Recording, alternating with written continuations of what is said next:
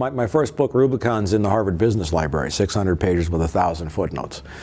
And I've been studying this for a long time. And the big epiphany that I had, if you will, that came to me was that until you change the way money works, you change nothing. We live in an infinite growth monetary paradigm.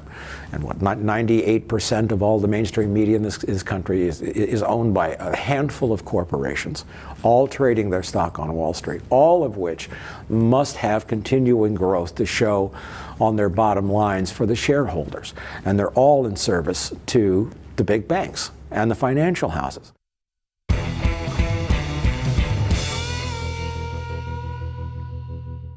Hi everyone, welcome to this week's episode of Media Mayhem. Thanks very much for joining us. We have a great show in store for you today, a fantastic guest, somebody who I think is pretty much the reason that we're doing this show, and has kind of lived his life in a way where he's been pretty fearless in reporting the truth. Today's guest is Mike Ruppert, an investigative journalist and author of the book Crossing the Rubicon, The Decline of the American Empire at the End of the Age of Oil, and also Confronting Collapse, The Crisis of Energy and Money in a Post-Peak Oil World. He's also the star of the well-known documentary Collapse. And in the 1970s, Mike was a narcotics officer with the LAPD, and he currently hosts a radio show called The Lifeboat Hour on the Progressive Radio Network. So, welcome to the show, Mike. Thank you. So let me ask you, you have a history of doing a lot of investigative journalism. It's not something that you're doing anymore. So what kind of made you step out of the game? Well, effectively, my career as an investigative journalist was ended when my newsletter From the Wilderness, which was very successful for 8 years, we had all our computers smashed in 2006, and I had to flee to Venezuela.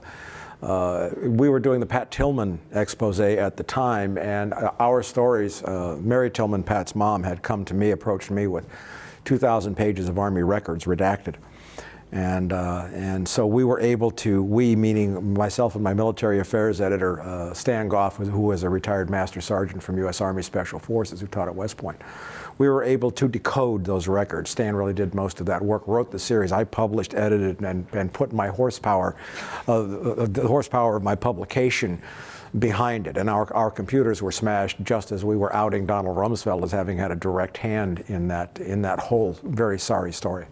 Well, let me ask you, when Mary approached you with these these documents that were redacted, which means that there are portions that were crossed out, yes. And if anybody's, ever seen anything from the government, generally they cross out everything, so there's barely legible. So right. What was it that you saw in the story, besides Mary coming to you and saying something's not right? I mean, how did you know where to start when you're doing an investigation like that? Well, pardon me for sounding cynical, but I'd been doing exposés of government corruption for so long. You just assumed it? At that point, it was almost a given, but obviously the story did not make sense.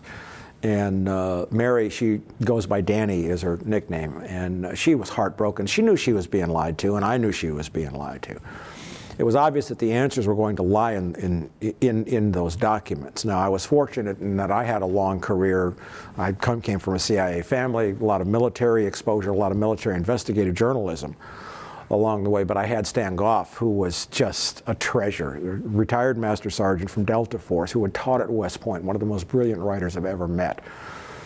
And as soon as I went down to her home in just south of the Bay Area, copied the 2,000 pages of records, drove them back to my offices in Oregon, flew Stan out, and we started going through the documents. And it took probably 48 hours with Stan looking at most of this, we can pull this apart in a heartbeat. Really? He could tell from what? Yes, absolutely. I mean, even though the names of some officers were redacted, Stan, by virtue of a long career in the military, well, this means this is what they blacked out here, this is what they blacked out here. And that resulted in a 7-part series. So that was 7 months of one part a month. And it was very clear that we were taking on some big tigers. We wanted to bring down George Bush. We wanted to bring down Dick Cheney. We did bring down Donald Rumsfeld. Now, why did you want to bring them down? Well, specifically, I know some people have a very long list, but in this particular context, what was it that you thought they had done in this instance that required it being outed and there being some ramifications? I'll be very clear that for the entirety of the Bush-Cheney administration, from the time that George W. Bush stole the 2000 election, the Bush-Cheney administration was doing nothing but criminal activity.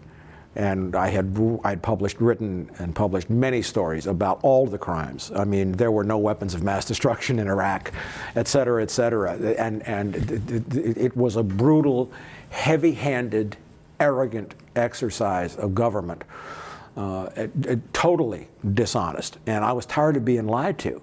And more than that, I think everyone who was aware of that at the time wanted just an end to that unchecked, unbridled use of power by people who would lie through their teeth, and you would, as you watched them, you knew they were lying, and somebody just needed to stop that. And so, has it been frustrating for you to watch, and I'll let you finish about Sure. Tillman in a second, but just at this moment, this question occurs to me, because I found it frustrating, but has it been frustrating for you to watch people like Condoleezza Rice be celebrated, and people like Dick Cheney make the rounds on the different talk shows and make profits off of books detailing their version of events, when clearly there are a lot of lies in those books and things that didn't happen? I mean, is it difficult for you to watch sort of the fact that your efforts, that you didn't prevail in bringing them down? Is it difficult to watch the members of this administration prosper following their role? Yeah, the change that has allowed me to be comfortable now was all within me. But I would say, especially since 2008, since the financial crisis, not a single banker has gone to jail. None of the obvious crimes have been addressed. Clearly, we have, in my opinion, a presidency that is owned by the banks. Okay, so what I have done is I have detached from that. I no longer wish to fight or oppose that. I'm not trying to persuade anybody who believes that or listens to that self-celebratory, narcissistic, fetid, inbred crap. Yeah, exactly. So I don't pay attention to that anymore, because what I've become more aware of, especially in the last 2 or 3 years, as I've pursued my work through other venues, is that most of the sane people in the world all call that stuff crap too, and they don't listen to it. They just don't pay attention to it. So I choose not to feed the beast by fighting it. Okay, so now if we get back to the Tillman situation, what is it that you uncovered? Because what you uncovered, and I've read your work in this area, what you uncovered is still not the story that circulates today. No. So let's go back to, and you could give me some of the evidence or facts that support your conclusions about Tillman's death, and also address the question of why it's not covered that way. Well, it was apparent immediately that records had been doctored. I mean, his uniform was burned that day. All kinds of evidentiary procedures were totally violated. Danny had told me about a diary that Pat was keeping, which disappeared. And so when you see the machine go into cover-up mode, you automatically know something's wrong. That was easy to do. Stangoff and I were able to do that very quickly. Is that because you know the machine?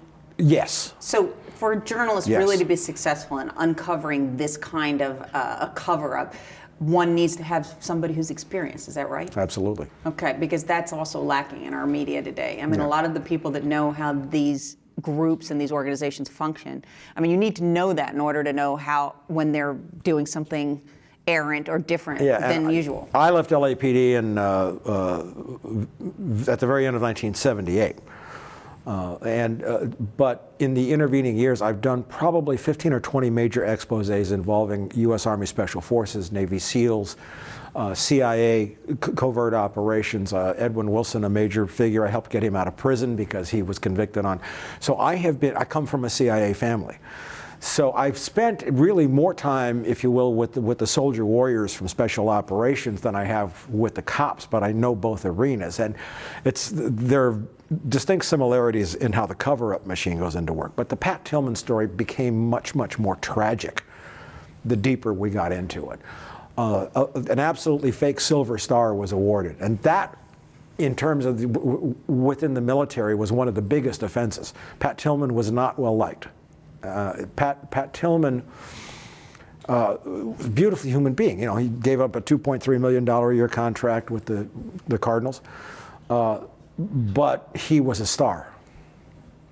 And if I had to sum up in a very short sentence the essence of what the Pat Tillman story was. If you know the military, Pat Tillman became a Ranger before he became a soldier. And his last words were, "I'm Pat Tillman." As 3 bullets from a squad automatic weapon fired from a burst hit him from less than 30 meters right in the head. You cannot not know what you're shooting at. So I would agree with Danny that it was murder, but now thinking as a cop, there's premeditated murder and there's varying degrees. I would call this like an involuntary manslaughter or a voluntary manslaughter in the heat of battle in the way it was all set up. Unfortunately, Pat Tillman tended to grandstand. He wanted a medal. He wanted to be known by the, yes. And that aggravated the people around him? That he was being treated differently? I was a street cop here in LA, and I've been with too many soldiers in too many situations. It's not about being a star, it's about being a team member. It's not about wanting the recognition or the accolades, it's about doing your job. So do you get ostracized if you behave that way in most of these kinds of, I mean, in the police force or in the Army? In any situation, if you're out there grandstanding trying to get a medal, you're going to have serious problems real quickly. But generally, somebody like that doesn't get shot in the head. No. So how did that happen? Well, Stan Goff pieced it together from the records. His platoon had split into 2 serials or 2 components, ostensibly to recover a broken down Humvee. And Pat Tillman's brother was in the same platoon, Kevin. One serial with Kevin went another way, and one serial with Pat went another way. And a few shots were fired from over a hilltop, maybe 200 yards away. Some mujahideen went up, boom, boom, boom, and ran away. Well, that unleashed, if you will, kind of almost an overreactive, everybody's shooting at everything. But it was during the commotion of that, as I read the documents and as everything came clear, that I don't believe there was any real strong fire at the time, but Pat made a dash across to rescue a private. He was a corporal at the time. "Get down, I'll save you." And then the firing started, and he stood up and said, "I'm Pat Tillman," from 30 meters away, and he took the 3 right in the head. And it's a very tragic story, and he was, somebody who was as gifted as Pat Tillman was. He was just such an amazing athlete. But he came from a different kind of consciousness where he had always been the star. He was the star on the football team, and that creates a need to feed that beast. Did his mom know that he was that kind of a person, or did you have to tell her that this is what?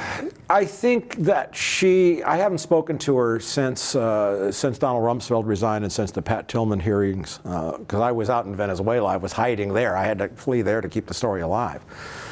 I haven't spoken to her since, but I think she's come to peace with it now. Well, what was Rumsfeld's role, and because it's his role that caused the overreaction to try to silence you? I mean, what did you find out about him that became dangerous information to know? Well, bear in mind, I had been poking him in the ribs and the eye for all the years of the Bush administration to that point. That's 5.5, 6 years. He doesn't handle criticism very well. No, he doesn't. Yeah. Neither did Vice President Cheney or a lot of other people. Incredible arrogance. Yeah, in both of their parts. But I had him. And his role in that, and I actually believe the order for the Silver Star came from the White House. And Pat Tillman did not engage in combat. That Silver Star is It merited that. That's the 3rd highest decoration after the Medal of Honor and Distinguished Service Cross. It comes the Silver Star. And now, did that order come, when you say from the White House, from George Bush himself? I believe it came from George Bush. And do you think that the former president was aware of the actual circumstances? Oh, yes. Nobody in the country was not aware that Pat Tillman, this guy who was waving the flag, had gone over to Iraq and Afghanistan, joined the Army Rangers. But what was also known at the time, that he was very critical of what the U.S. military had been doing in both of those theaters. And he was outspoken. And it would have been good speculation that they wouldn't have wanted him to finish his tour of duty, come back, resume his place as a pro football star, and start bad-mouthing U.S. foreign policy. But I don't think that was the motive. My gut says and my experience says that it was the guys in his platoon who just couldn't deal with it anymore. Because when you have somebody out there being a star, he risks everybody else's safety. Mm-hmm. And, you know, the bottom line when you're in combat, or if you're a policeman, is going home alive. Now, at what point did you feel it necessary? I mean, did you flee when your computers were smashed? What point in the story were you at when there was retaliatory action against you? We had just published part 5 of a 7-part series, one a month, for 7 months. And that series was used by Congressman Henry Waxman in his Governmental Affairs Committee. All the handouts for all the hearings were our series. Our series was that solid. And in part 5, we had definitely tracked the fake Silver Star Award to Donald Rumsfeld. We were going into the White House. Now, it's arguable, and you know, I wasn't that far up on Olympus, how far Henry Waxman could have gone. But as the hearings were unfolding, now I was in Venezuela at the time, because the only thing that could have prevented the series from being published at that point was my death. It was a sole proprietorship. I was, you know, so the idea was for me to stay alive long enough. And General McChrystal had fled. McChrystal was a legendary figure later on as well. Yes. He avoided his testimony. 3 general officers were disciplined. 6 senior officers below the rank of general were disciplined. And then the subpoenas were going out for Donald Rumsfeld, and that's when he suddenly resigned as Secretary of Defense. And I received word through intelligence sources that it was safe to come back to the States, but I was extremely sick. I had been poisoned in Venezuela. Well, let's talk a little bit about that, because I think when people hear journalists talking about retaliatory action, but for a story, they think it's a joke and it's made up. And maybe you could explain what happened to you particularly, and also to other journalists you've known who wrote things that people didn't want published. I mean, what happens, and how do you become marginalized or worse, as in your case, when you're a journalist who's writing something that people don't want to make the front page? And I want the audience to understand, because I think right away when you start hearing these stories, you discount them, and it's foolish, and it never happened, and nobody does these things to journalists because they don't have the power to change things. But the problem is that back then there was a fourth estate that did have a little bit of power, and it's not the case anymore. But let's talk about what happens when you kind of step out of line, you start to write something that powerful people don't want you to write. You can talk about your experience, but also about some of your friends and what happened to them. Yeah, I mean, I have some great examples in the form of professional journalism who put it all on the line. Let's talk about that before we talk about me, because this fits in context. From the Wilderness, I'd become good friends with April Oliver and Jack Smith, but especially April Oliver of CNN, who was, in 1998, did a huge story with Peter Arnett called Tailwind, which accurately reported that the United States government, CIA, under orders from Henry Kissinger, had deployed sarin gas out of A-1E Sky Raiders in Southeast Asia and Laos, in particular, during the Vietnam War. And it was a big story, and April had it nailed, and so did Jack Smith. And these guys were pros. And what happened is Henry Kissinger picked up a phone, CNN got scared, I guess their share price might have been threatened, and CNN said, well, you know, April Oliver, and we're sorry, they got this story wrong, we're going to fire them. And retracted, and the most trusted name in journalism. Well, it went to lawsuits. General John Singlaub, who I've written much about, sued, assuming everybody was assuming a give me in terms of the lawsuits. But April Oliver had taken, brilliant woman. I just salute her so much. She had a means of proving that General Singlaub had actually confirmed everything that she said. And she and Jack Smith let it go through all the stages of, you know what lawsuits are like, depositions and months and years. And discovery. Yes, and Singlaub, we're going to trash this woman and bury her. And then it came down to a deposition with Admiral Thomas Moorer, the former chairman of the Joint Chiefs, who had been chairman at the time. And it was a long deposition, which is still up on my archive website, fromthewilderness.com. The whole deposition is there. And it came out as the questioning of Admiral Moorer went on, and the notes with John Singlaub, that they had him. And Admiral Moorer was a man of honor, and I respect honor wherever I see it. And when it came down to it, he said, this was the end of his deposition. Well, the Montagnards died because the gas mask, their faces were too small and the gas wouldn't seal. That's why the Montagnards died so he admitted. End of case right there. Now, that happened, I guess, a year and a half, 2 years after the stories. And April Oliver, when I was talking to her after this, she said, well, I can't discuss the amount of the settlement. I can't discuss anything. But I can tell you that I just bought a brand new car, a new house, and I paid for 3 years of law school at George Mason University in cash. Good for her. So, CNN, now we know. But then we take other people like Christina Borgeson of CBS News. She'd won an Emmy there. She was trashed and fired over trying to report true details about TWA 800. She wrote a book called Into the Buzzsaw, but the legendary story, of course, is my dear friend Gary Webb of the San Jose Mercury News, who broke those stories. Now, in terms of that, what happened to me, because I was so deep in the CIA stuff, I documented, we don't have time to go into it, but 4 separate FBI infiltrations of my staff, undercover informants, who sabotaged stories. They would lose records. They would, just create. To come work, who were working at your place? Yes. And 4 separate instances so to try to of destroy that, things from within. which is well done. Now, in the mainstream corporate media, let's say we go to the New York Times, that's okay. The CIA already has their guys working on the Times editorial staff. So this is regular stuff. Now, Gary Webb was totally trashed, and he wound up taking his own life over it. And he broke the stories about the CIA bringing cocaine into the U.S.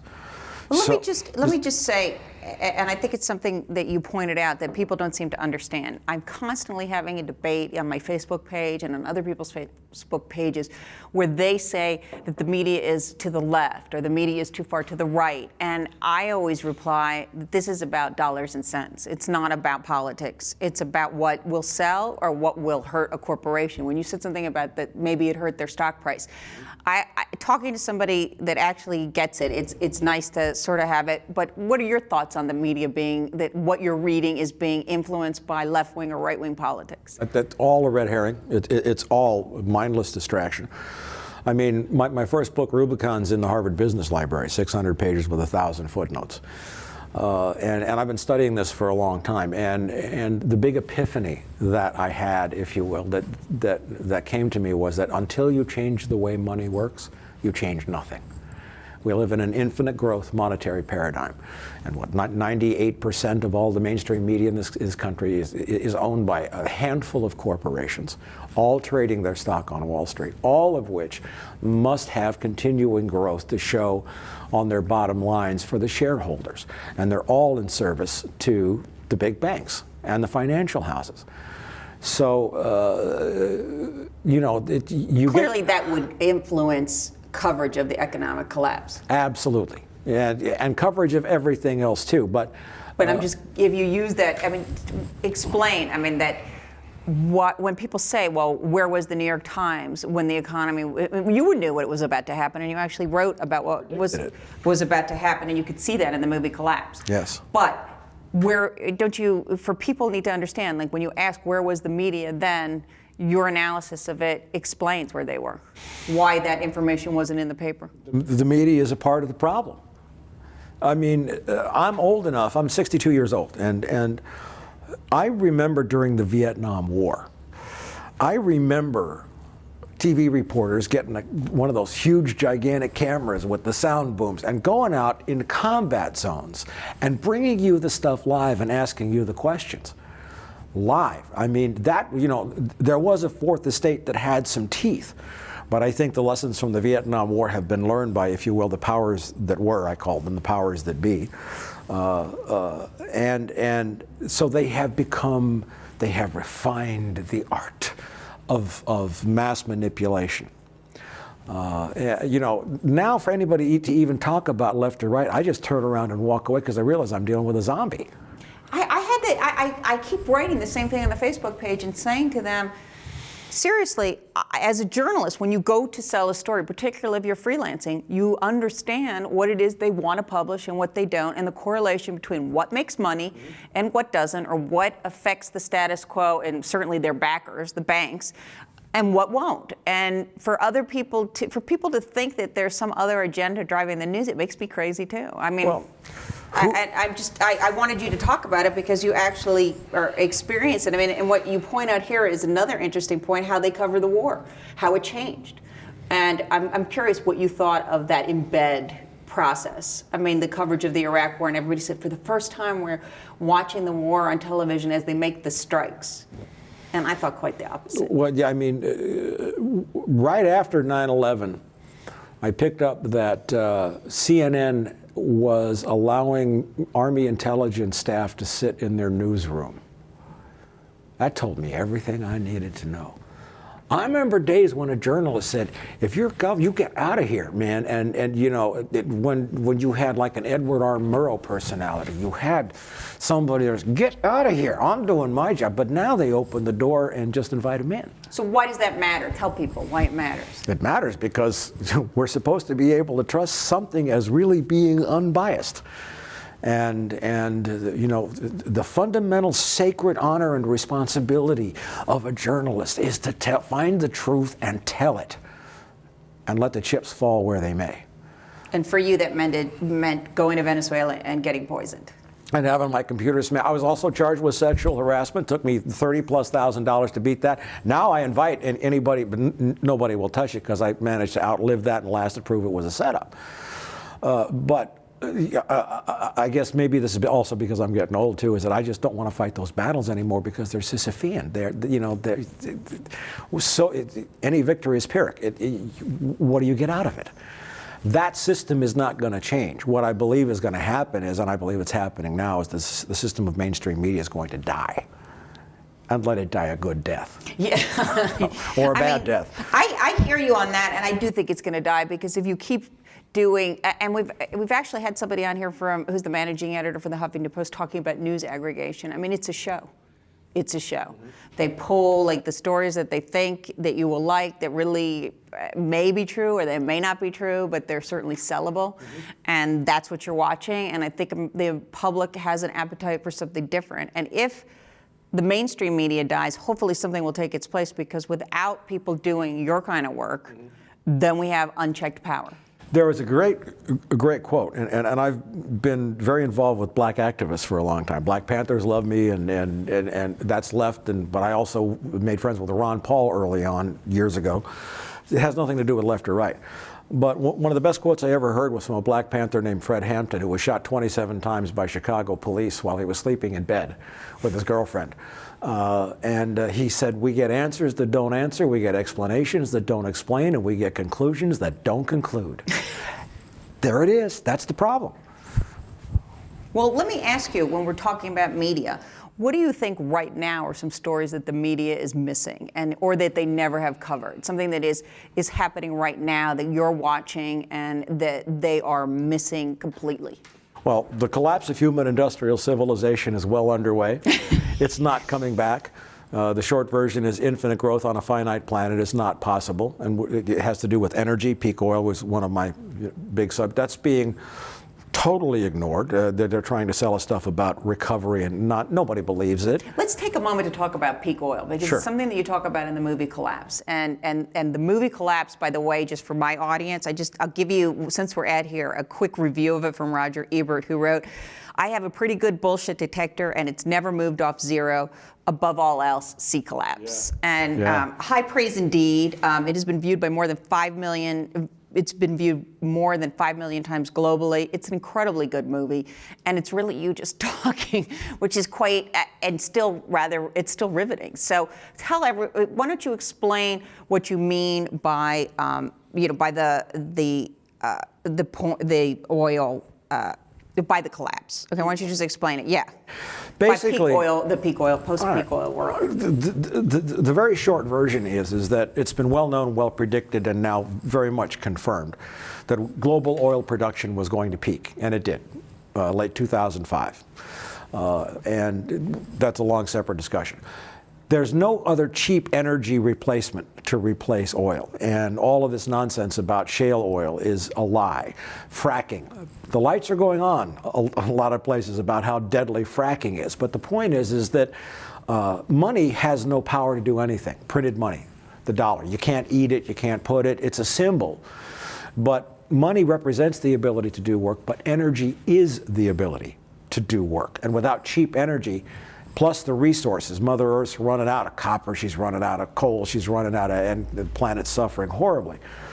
But this was all predictable, and over the course of a decade, roughly, I devoted my life to that issue and to raising awareness, because obviously we have a serious problem that we're not dealing with. The media is ignoring that. Everything that I said in the movie in 2009 has been proved in spades since. And you talked about how there is a dwindling supply of oil, and that everybody's aware of that. Even the Saudis are aware of it, and they're looking for other sources, going and doing offshore drilling, because there just isn't any left. And somehow nobody's writing about that. Well, it's not that there isn't any left. It's just harder to get. There's less of it. And you have not the supplies that there once were, is what you said. Exactly. Yes. We're using now, I think, about 6 barrels of oil for every new barrel that's found, and that discrepancy is getting wider every year. That's why we see Deepwater Horizon. They have to go that much further out on the limb, on the tree, to get less and less oil. And there is no replacement for that. There's 7 gallons of oil in every tire.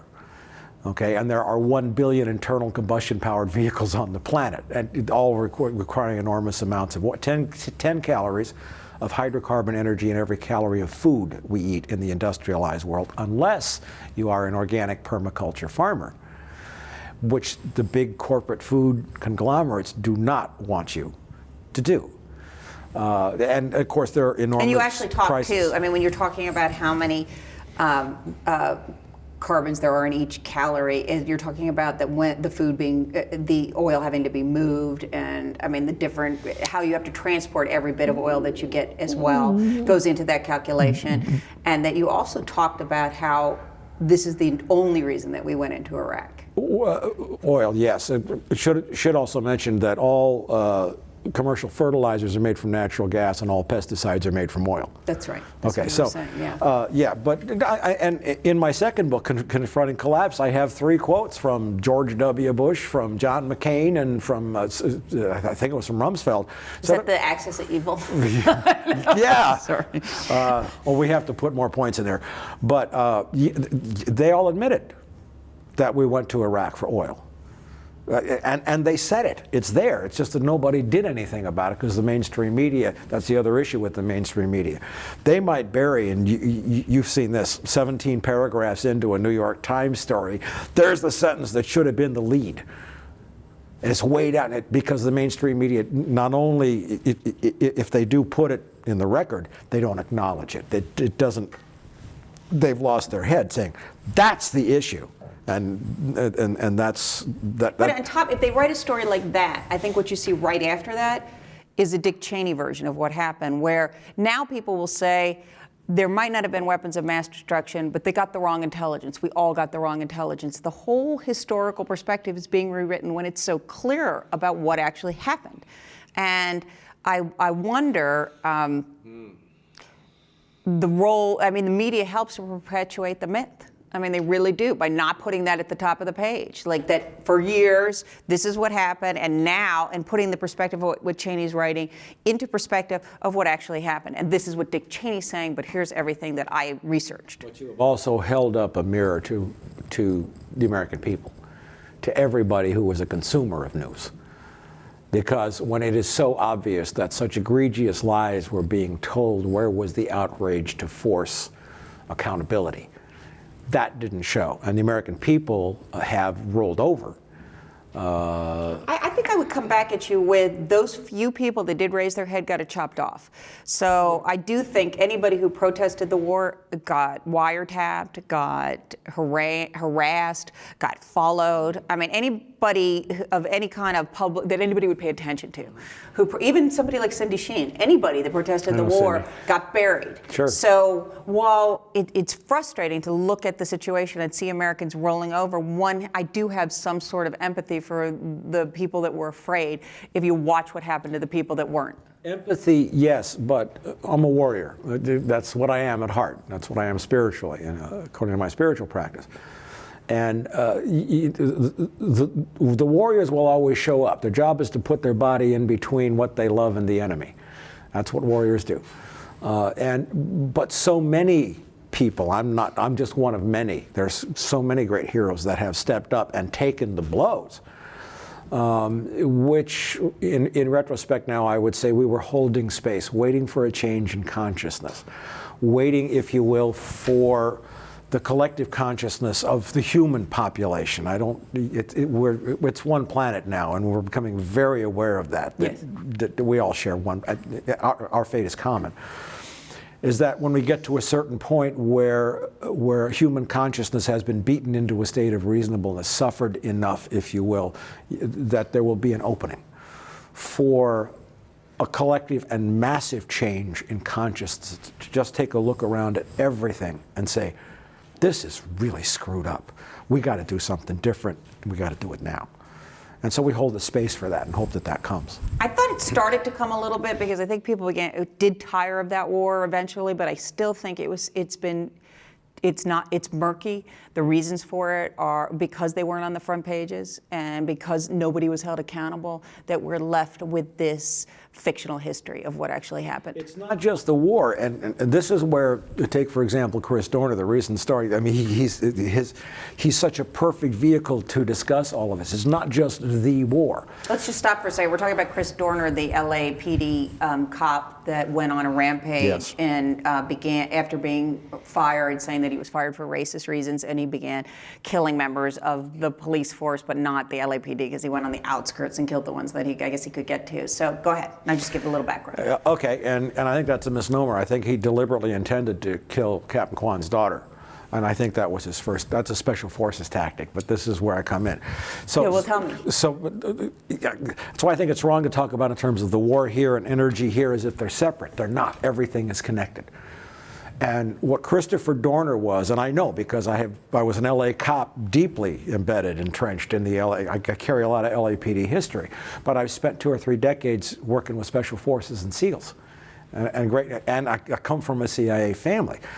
So Christopher Dorner was 3 things at the same time, and he didn't even have to talk. All he had to do was be.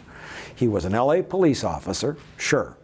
He was also in 2003 a lieutenant, equivalent of a captain in the Army, in the United States Navy, Navy Reserve. He had become an ensign, lieutenant junior grade, lieutenant. He had fought combat duty. He was a riverine. So he had training from Joint Special Operations Command. His job was to put SEALs in, to drive fast boats. He commanded a security detail, which is not a security guard standing a post. These are the soldiers who will go and hold a landing area to land the SEALs behind enemy lines. He was a universal warrior. Honorable service, promoted, held a command. That implies then, and according to our societal standards, that Chris Dorner had been screened and trained, and he's a cop, but he was also an educated black man. He was all 3 of those things, and I have not seen any media story try to even address the fact that that was the pressure cooker that he lived in. And I have no doubt that he came back from his tour in Bahrain and Iraq.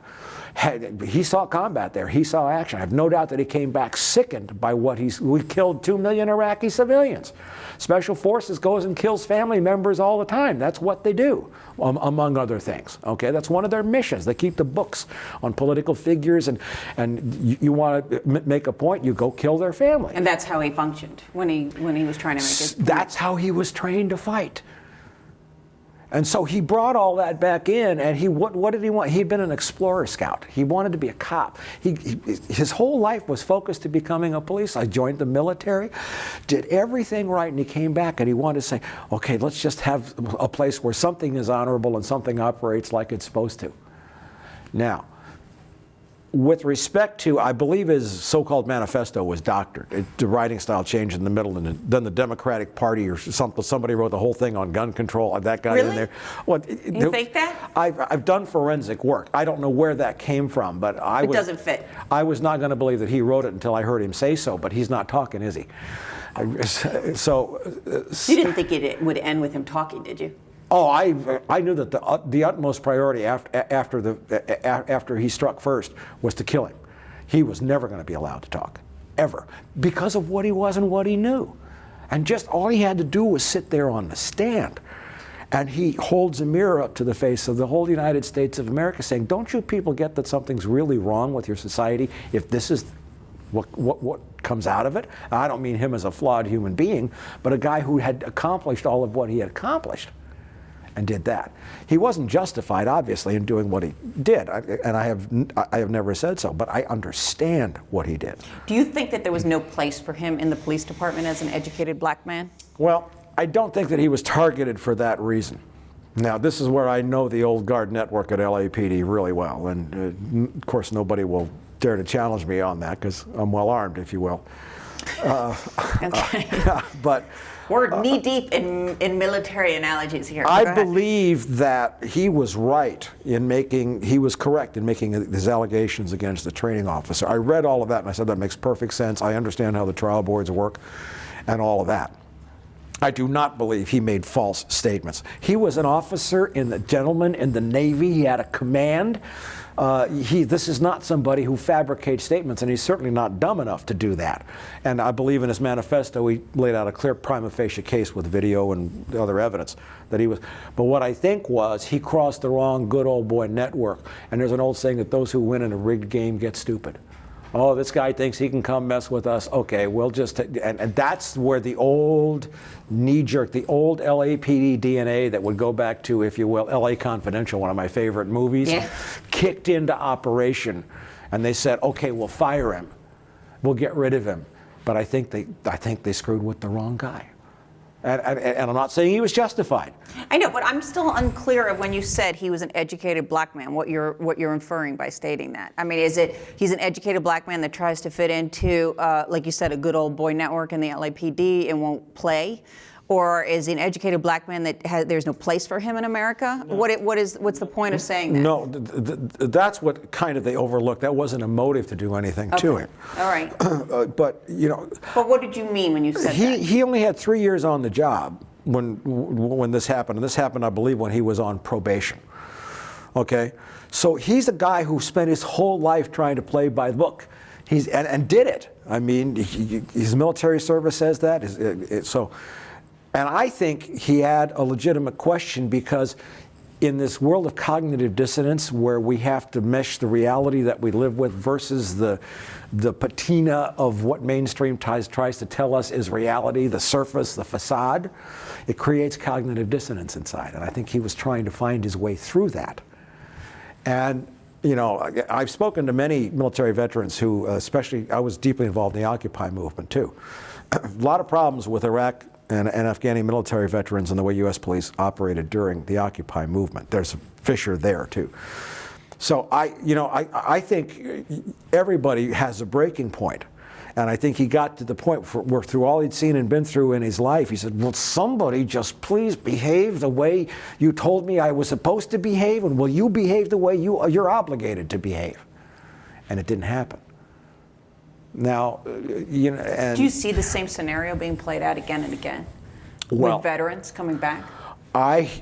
I can tell you that Chris Dorner, another reason why they had to end it, because he had started some unbelievable dialogues within law enforcement in this country, because there are so many military veterans in law enforcement who are trying to walk that schizophrenic place on both sides of the line. I mean, one of the most telling incidents from Occupy, I was living up near Santa Rosa in Northern California, Sebastopol. But I was deeply involved in Occupy Santa Rosa. We had a major police confrontation there, no violence. A bunch of veterans and I showed up. We sat down and said, you're going to beat up on anybody, you beat up on us first. And we were all out there. But in Oakland, at the height of the horrible brutality that was directed against the protesters there, an active member of the 75th Rangers from Fort Lewis, Washington, was shot in the head with a 40-millimeter tear gas canister. That might have been accidental. But another active member of 75th Rangers was beaten, and Rodney King looked like a Nerf fight compared to what happened to this active member of the U.S. military at the hands of Oakland police. And so there's a lot of anger there, because the guys who managed to come back with their psyches and soul intact from Afghanistan and Iraq were looking at Occupy going, I got out of there so I don't have to do that anymore, and now they're doing it here. So Chris Dorner was a walking stew of cognitive dissonance for anything that tries to stand up and say everything is fine, nothing to see here, move on, folks, we handled it. No, they didn't handle it. And there's a lot of potential Chris Dorners out there, and I'll bet you every police chief in the country is going to look at everybody that they're firing to see skill sets and maybe as. Am I firing anybody with the skill sets of a Chris Dorner? Well, you know. Maybe they should think of that before they fire That somebody. might be a contribution that ultimately we'll see down the road that he made, because But by killing him, you killed the dialogue. Yeah. See, and as soon as he was dead, you know, I was doing a lot of interviews all over the country, around the world, actually, on Russian TV and British radio. As soon as he was dead, I said, that's it, it's over. There's not even any point in pursuing it anymore, because he's not alive to talk. And they now have the ability, with nobody like the Los Angeles Times or anybody else actually questioning any of what the official statements are. Do you see any place in the country where there is some sort of media presence asking the right kinds of questions and being some sort of a check to power? Yes. I'm here. Besides us. I'm here. But I mean, is there something, I mean, I look at ProPublica.org sometimes and I see some good financial reporting there. I mean, where do you look, or what do you suggest for people that are looking to hear something closer to the truth? I mean, I think that even the independent media, a lot of it's missing the mark as well. So I don't think just because you're independent means that you're necessarily telling the truth or being that kind of warrior as you described it. I founded a company called CollapseNet, CollapseNetwork.com, which I fired myself from last year. Were you being obstructionist? Or Well, no. In your own company? We had financial issues, but I gave it to the 12 people who built the company. They now run it, and so I fired myself because I was the biggest nut to pay, if you will. And they're doing fine. But there's a World News Desk, and what we do is we amalgamate stories that give smaller pieces, if you will, from around the world, from reputable news sources that are well sourced. And you can assemble a picture from that. There has been, I think over the last 2 or 3 years, a lot of good, serious investigative journalism that has appeared, if you will, like grass growing through the cracks in the sidewalk, on the internet, and some of it. And you have to find it. Yeah, some of it has become very influential. I have very active Facebook pages. I would recommend going to CollapseNetwork.com, okay. CollapseNet.com. But my personal Facebook page, Michael C. Ruppert, we get stories. We now have trained people, so stories are coming up now from all over the world on that page as well, until Facebook censors us. And there, I found it's a comment. Yeah, I know. Yeah. I mean, it's another corporate entity that if you start to try to use it in that way, where they can be obstructionists as well, and I think you want to be mindful of that. Facebook wants to charge people who are not my friends. You can only have 5,000. They want to charge people $1 to send me a message on Facebook. Oh, really? Yeah. I don't know. I keep getting kicked off for making too many friends. I'd get banned. You get. Yeah. Oh, good work. Thank you. I have 5,049. I don't know how I got that many, but you know. So. Good for you. Yeah. I mean, without getting banned. Excellent work.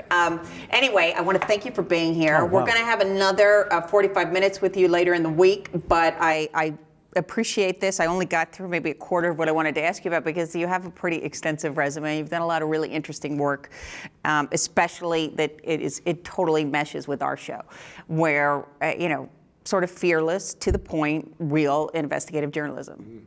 So I take my hat off to you for that. Well, thank you. And I want to thank everybody for joining us, and we will be back again. So look for the second part of the interviews with Mike Ruppert. Thank you.